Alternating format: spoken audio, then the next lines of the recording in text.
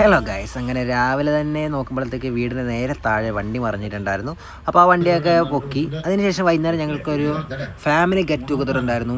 അപ്പോൾ ഞങ്ങളിങ്ങനെ എല്ലാവരും കൂടി ഇന്ന് ചുറ്റും ഇരുന്ന് സംസാരിക്കുന്നതാണ് കാണുന്നത്.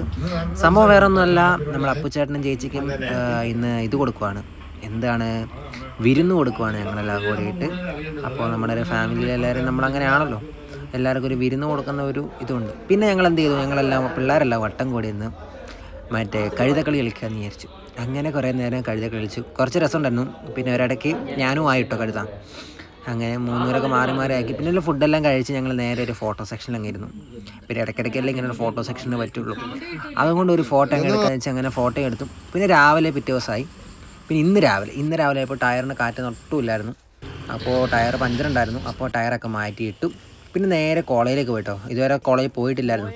പിന്നെ കൂട്ടുകാരന്മാരുടെ ചെറിയ ചെറിയ കലാപരിപാടികൾ കണ്ടുകൊണ്ടിരുന്നു.